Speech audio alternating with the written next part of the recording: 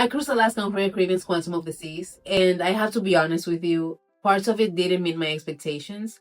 The glacier experience was quite underwhelming. We didn't book any excursions, and we chose our ship before even looking at the itinerary. I'm a travel advisor now, and those three mistakes is exactly what I help people avoid. So in this video, I'm gonna walk you through what I got wrong, what Alaska genuinely delivered beyond anything I expected, and how I will plan that exact same trip today differently. Because the truth is, Alaska can be stunning no matter what you throw at it. But when you have the right plan, it takes it from a 3 or a 5 up all the way up to a 10.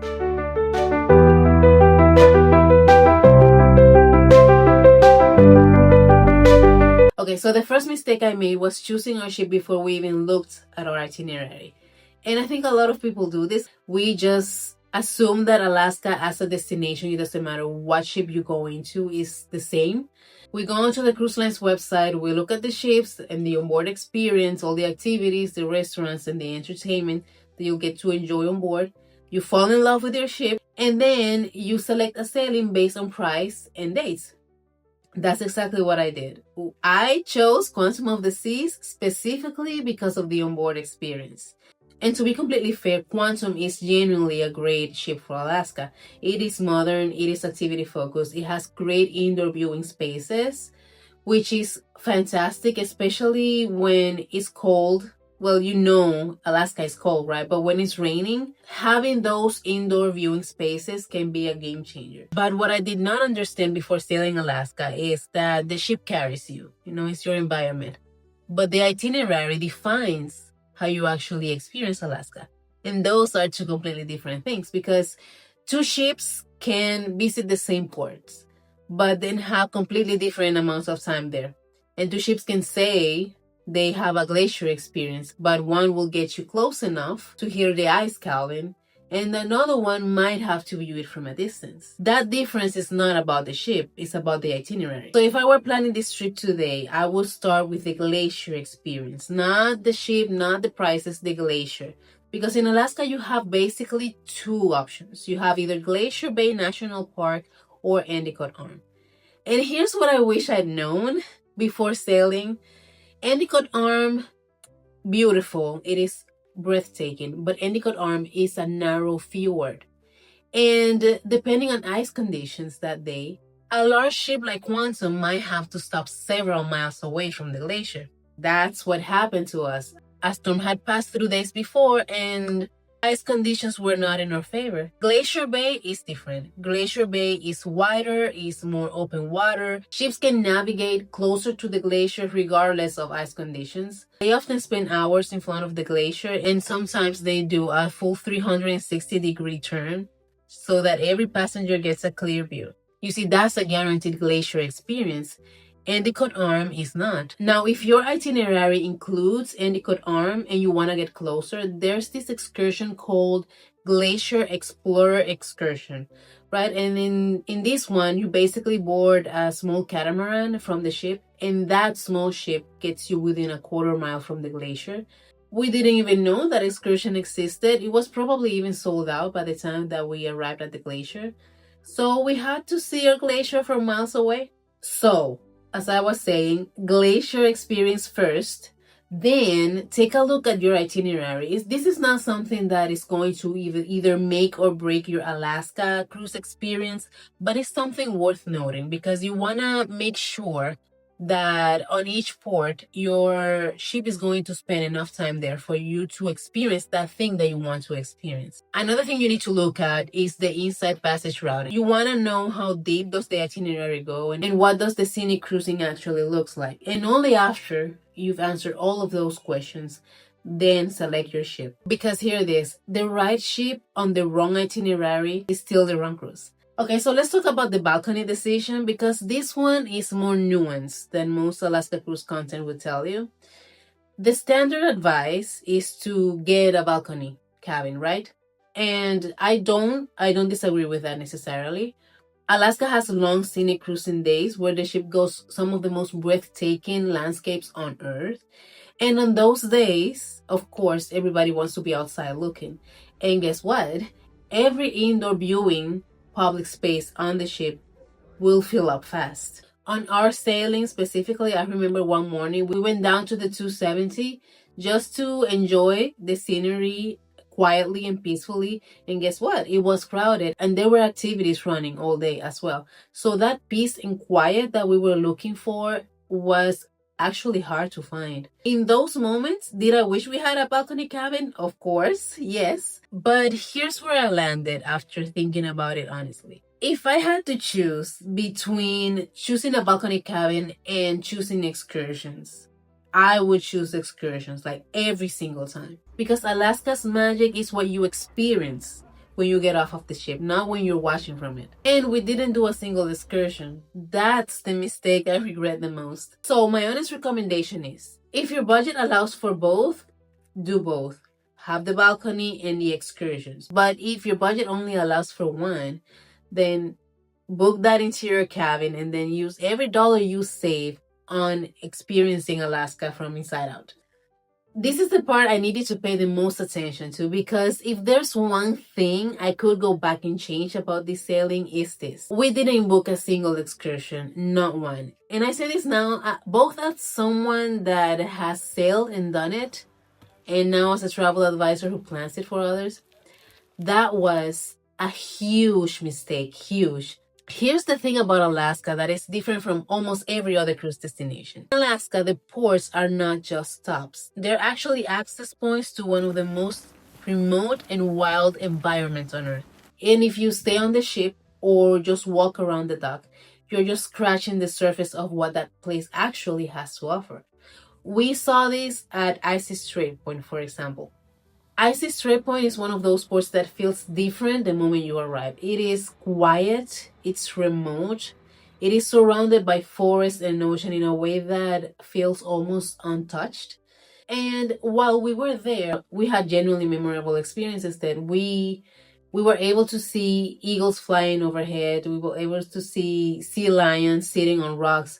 We saw whales spouting in the distance. And I remember thinking in that moment, if we had booked a wildlife excursion here, we would have been there on the water, looking at it closer on their level. It was genuinely a memorable experience already, but I know that it would have been extraordinary if we had gotten to see it up close. That's the difference Alaska excursions make. They don't just show you more of the same thing. They take you into the destination in a way that the ship physically cannot take you. So if you're one of those people that don't tend to book excursions while you're on port because you like to walk around, take it from me, I'm one of those people too. Alaska is not a destination for you to do that. In Alaska, excursions are not optional add-ons. I mean, they are optional because you decide if you want to book them or not. But what I mean is that if you want to experience Alaska properly, then excursions are not an add-on. In Alaska, excursions are how you experience the destination. Now, here's something I want to address honestly. It is a question of whether booking through the cruise line or through an independent contractor. Booking through the cruise line is more expensive. There's no way around it. But I think the guaranteed return policy, especially here, holds its weight, because if you book independently and something runs long, the cruise line will not wait for you. If you book through the cruise line, they will. And in a destination that is this remote, with weather that is this unpredictable, having that peace of mind, I think it has real value. Now, if you do book independently, just make sure that you thoroughly research those independent contractors. Look for established companies with verifiable reviews, recent cruise passenger reviews specifically. But whatever you decide to do, book something. In every port. Alaska is not a destination you experience from the ship. It's a destination you have to go into. Now, I want to be clear about something. Everything I've shared so far, the disappointing glacier experience, the fact that we didn't book any excursions, or the fact that we didn't even have a balcony, none of that made Alaska a bad experience, like not even close. I mean, Alaska is stunning and Alaska still delivers, whether you had something planned or not.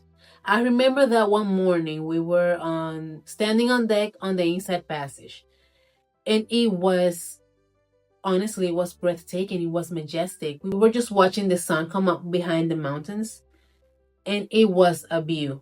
The glacier that we had to see from miles away, it was still amazing to see, to witness. And with Icy Strip Point, for instance, as well, we had genuinely memorable experiences there. And we had all of that with planning mistakes and all.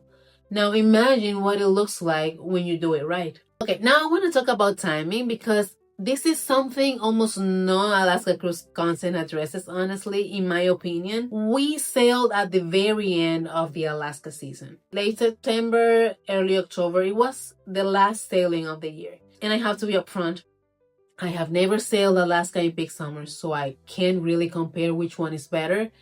What I can do is tell you what we experienced and how we saw things. Ports felt quieter, less crowded than what I would imagine peak summer would feel like, obviously. Wildlife conditions are set to improve later in the season, and we kind of saw proof of that with Icy Strait Point. Whether that's because of the timing or because Alaska is Alaska, I couldn't say for certain. But what I can say for certain is that shoulder season does come with real trade-offs.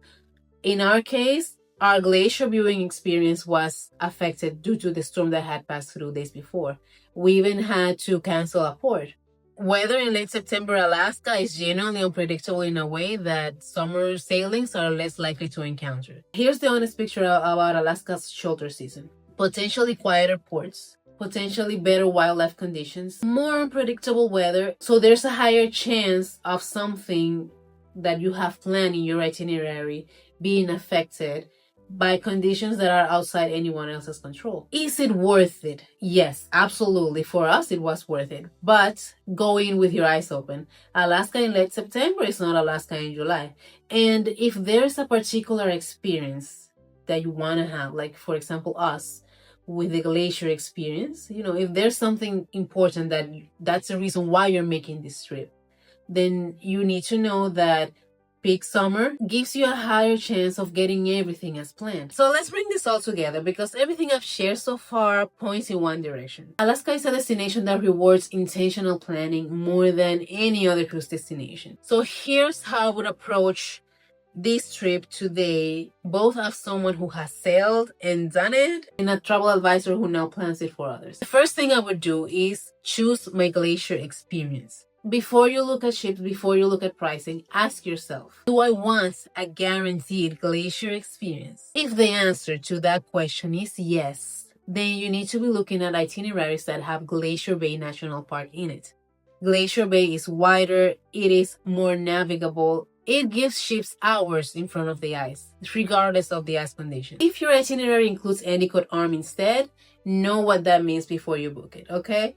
It is beautiful, breathtaking, it can be extraordinary, but Endicott Arm is weather and ice dependent in a way that Glacier Bay is not. And if your itinerary does include Endicott Arm, then immediately go and look for the Glacier Explorer excursion. A small catamaran will get you in the face of the glacier. That's the experience, so you need to go right now and look for it. Step number 2, and this is an important one.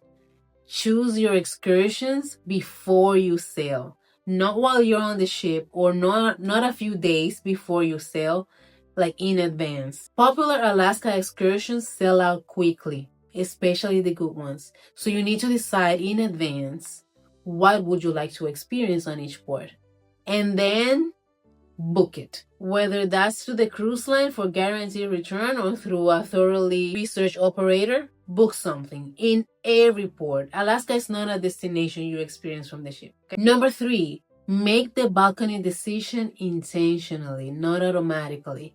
You need to ask yourself, what is my budget and where does it do more for my experience? If you have money for both, honestly, Alaska is one of those destinations where I will argue you need to have a balcony cabin for. But know this, it is excursions first, cabin second, okay? So if you only have money for one of those things, then book your interior cabin, and then every dollar that you saved, put it towards excursions. Because Alaska's most extraordinary moments happen when you get off of the ship, not when you're watching from it. And last but not least, choose your ship for how you want to experience Alaska. Quantum is honestly a great ship for Alaska, a great option for Alaska. It is modern, activity focused, fantastic indoor viewing spaces, but it's a large contemporary ship without specific energy. If you're looking for something quieter, smaller, more traditional in tone, then you need to be looking in a different direction entirely. And that decision matters more in Alaska than almost anywhere else, because on scenic cruising days, the ship is your environment and you want to make sure it matches how you want to feel. So I want to end with something that I think gets lost in most planning advice. Alaska is extraordinary. Even when your glacier experience was underwhelming, even when you made the huge mistake of not booking any excursion, even when you didn't have a private indoor space to enjoy watching the scenery from, Alaska still delivers, because there's something about that landscape and the scale of it that just comes through whether you plan something or not. We came back from that sailing already talking about going back. And this year, Anthem of the Seas is sailing Alaska. That is the ship where I fell in love with cruising. So Alaska on Anthem is not just a recommendation I will make to the right client. That's genuinely on my list. So if you're planning your first cruise to Alaska, or you're going back to get it right, I would love to help you put up something that actually matches how you want to feel it. Not just the cheapest option or the most popular itinerary, something actually designed for how you want to experience it. Link is in my bio, and if you have any questions about everything I've talked about in here, please leave them in the comments. I will read every single one of them. And if you liked what I've shared here or I found it useful, please leave a like, subscribe, and I will see you on the next one. Happy planning.